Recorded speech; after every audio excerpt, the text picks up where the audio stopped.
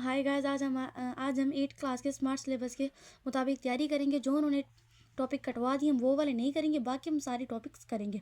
So let's start now. आज जो हम पढ़ रहे हैं वो हमारा है पीरियाडिक टेबल। चैप्टर का नाम है पीरियाडिक टेबल और ये 5th चैप्टर है। So let's start now. In the periodic table, the element from horizontal rows is which are called periods. Periods क्या होती हैं? Horizontal रो को होती है एक लाइन, और रो जैसे यहाँ पे अब ये लाइन है, इसको हम कहेंगे रो। लेकिन जो लेटी हुई रो है उसे हम कहेंगे हॉरिजेंटल रो। और हॉरिजेंटल रोज इज कौन सी हैं? उन्हें पीरियड कहते हैं। जैसे ये वाली रो है, इसे हम कहेंगे हॉरिजेंटल रो, इसे भी हॉरिजेंटल रो, इसे भी हॉरिजेंटल रो। लेकिन हम इसे क्या कहेंगे ये मैं आपको आगे चल के बताती हूँ। तो आगे हम पढ़ते हैं। First period is called the short period. जो पहला पीरियड होता है हम उसे शॉर्ट पीरियड कहते हैं। हम उसे शॉर्ट पीरियड क्यों कहते हैं? क्योंकि पहले पीरियड में हमारे पास हाइड्रोजन और हीलियम होते हैं, इसके अंदर और कुछ भी नहीं होता, इसलिए हम इसे शॉर्ट पीरियड कहते हैं। पहले मैं आपको ये बता दूं, there are the 7 period in the periodic table. 1 2 3 4 5 6 7 period इसमें पीरियाडिक टेबल में होते हैं। और first period is called the short period. First period में कौन कौन से एलिमेंट होते हैं? हाइड्रोजन और हीलियम। उसके बाद हम आते हैं second and the third period are called the normal period. जो हमारे पास सेकंड और थर्ड पीरियड होते हैं वो हमारे पास नॉर्मल पीरियड होते हैं। वो नॉर्मल पीरियड कैसे होते हैं? क्योंकि इसमें भी 8 एलिमेंट्स होते हैं, इसमें भी 8 एलिमेंट्स होते हैं, इसलिए हम इन्हें नॉर्मल पीरियड कहते हैं। उसके बाद हमारे पास होते हैं fourth and the fifth period is called the long period. क्योंकि इन दोनों में 18 एलिमेंट्स होते हैं, इसलिए हम इन्हें लॉन्ग पीरियड कहते हैं। 7th and the sixth period is called the very long period. अब अगले पेज पे देखें तो यहाँ पे वो कहता है first period is called the short period, second normal period, third normal period, fourth and the fifth are the normal period, sixth and seventh are the normal. क्योंकि पहले में 2 होते हैं इसलिए शॉर्ट होता है, चौथे और पाँचवें में 8 होते हैं इसलिए ये नॉर्मल होते हैं, पाँचवें और चौथा और पांचवा जो हमारे पास होते हैं वो होते हैं लॉन्ग पीरियड। और जो 6th और 7th होते हैं वो होते हैं वेरी लॉन्ग पीरियड। क्योंकि पूरे पीरियाडिक टेबल में सिर्फ इन दोनों रोजेज में 32 एलिमेंट्स होते हैं, इसलिए हम इन्हें वेरी लॉन्ग कहेंगे। उसके बाद हम करते हैं ग्रुप। तो हमने यहाँ पे किया था in the periodic table the vertical columns which are named as group. जो वर्टिकल कॉलम होते हैं, जो हमारे पास वर्टिकल कॉलम, हमने रो पढ़ी थी, जो रो होती है वो इस तरह से सोई हुई होती है, लेटी हुई होती है। लेकिन जो हमारे पास कॉलम होता है वो खड़ा होता है इस तरह से। ठीक हो गया? ये जो खड़ा होता है हम इसे क्या कहते हैं? वर्टिकल कॉलम कहते हैं। और there are the 18 group in the periodic table. अब इस पेज पे जब आप आके देखेंगे तो जो ग्रुप्स होते हैं first and the second group, इनको हम कहते हैं अल्कली मेटल्स, और सेकंड ग्रुप को हम कहते हैं अल्कलाइन अर्थ मेटल। 3 to 12 हमारे पास होते हैं ट्रांजिशन मेटल्स। नेक्स्ट पेज पे लिखे हुए हैं, और इसको हम कहते हैं बोरोन फैमिली। क्योंकि इसका फर्स्ट एटम जो है वो बोरोन है, इसलिए हम इसे बोरोन फैमिली कहेंगे। इसको हम कार्बन फैमिली कहेंगे, इसको नाइट्रोजन कहेंगे और इसको ऑक्सीजन। अब हम इसे फ्लोरीन फैमिली नहीं कहेंगे, इसका नाम होता है, इसलिए हम इसे हैलोजन फैमिली कहेंगे, इसका नाम होता है हैलोजन फैमिली। उसके बाद होते हैं नोबल गैसेस। अब नोबल गैसेस पूरे पीरियाडिक टेबल में ऐसे एलिमेंट हैं जो बिल्कुल स्टेबल हैं।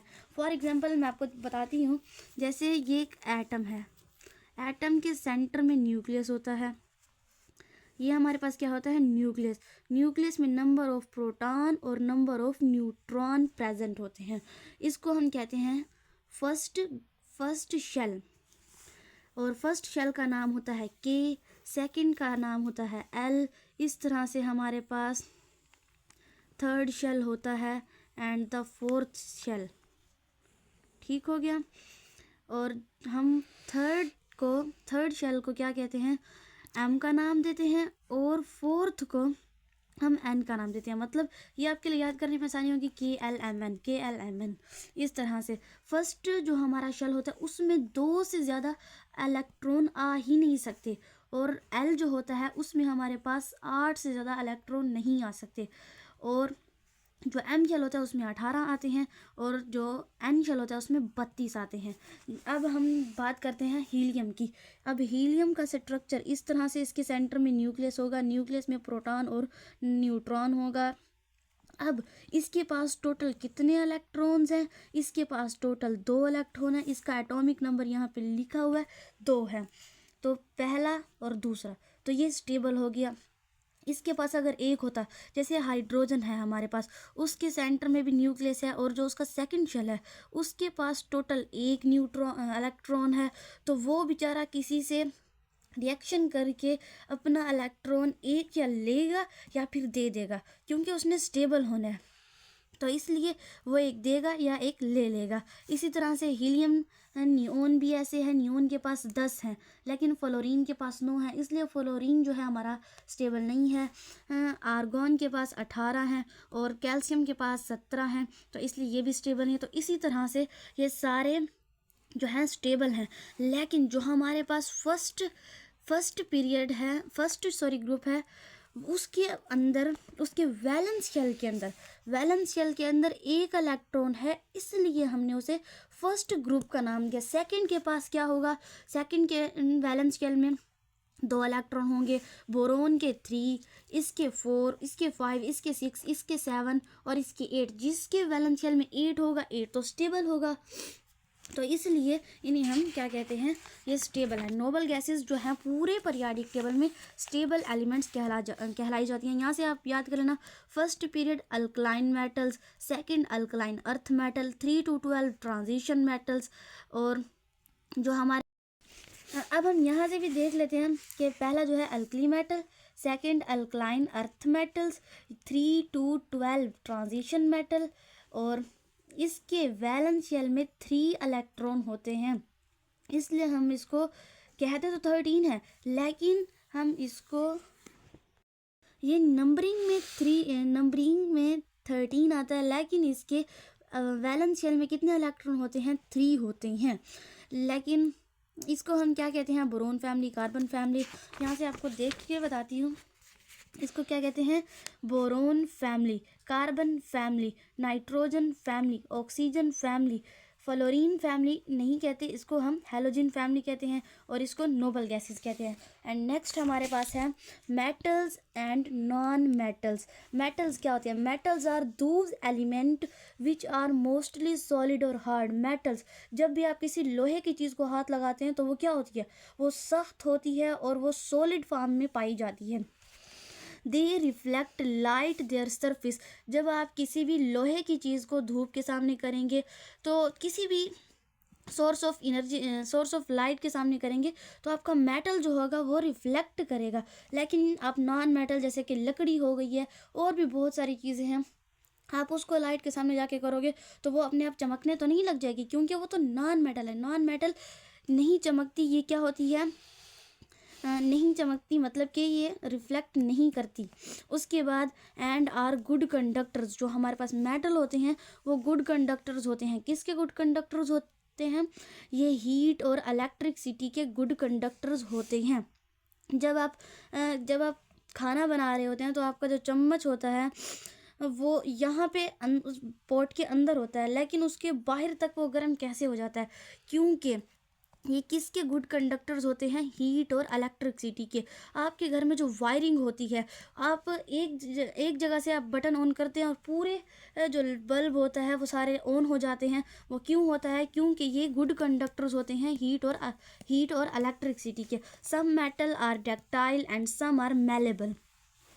तो सम जो होते हैं वो डक्टाइल होते हैं। Ductile those can be bent into wires. मतलब डक्टाइल को जब आप पुल करेंगे तो वो वायर में कन्वर्ट हो जाएंगी, तो उन्हें आप डक्टाइल कहेंगे। लेकिन मेलेबल क्या होता है? जब आप उसे बेंड करेंगे, हैमर्ड करेंगे, तो वो वायर में कन्वर्ट नहीं होगी, वो शीट्स में हो जाएगी और शार्प हो जाएगी। जैसे कि आपके बहुत बड़े बड़े लोहे के दरवाजे होते हैं, तो वो क्या होते हैं, वो मेलेबल होते हैं, इसलिए उन्हें हैमर्ड कर करके उन्हें बहुत बड़े बड़े दरवाज़ों की शक्ल में उन्हें कन्वर्ट किया जाता है। और ये सारे मेटल की क्या हैं, प्रॉपर्टीज़ भी हैं, सॉलिड एंड हार्ड। आप इस तरह लिख सकते हैं कि these there are the 1 2 3 4 5 properties of metal. तो solid and hard, reflect light, good conductors of heat and electricity, malleable and ductile. तो जो आपका एग्जामिनर आपका पेपर चेक कर रहा होगा तो वो आपके नंबर काट ही नहीं सकता। उसके बाद आपने इनकी एग्जाम्पल ज़रूर लिखनी है, इससे आपको बिल्कुल पूरे नंबर मिलेंगे। Iron, gold, silver, copper, sodium, potassium, mercury, ETC are the example of metal. ये किसकी एग्जाम्पल्स हैं, मेटल की। दोबारा से रिपीट करते हैं, iron, gold, silver, copper, sodium, potassium and mercury, ETC are the example of metals. उसके बाद हम आते हैं non metal. Non metal are usually soft and bad conductors of heat and electricity. जैसे उसने कहा था ये मोस्टली सॉलिड और हार्ड होते हैं, इसी तरह ये सॉफ्ट होते हैं।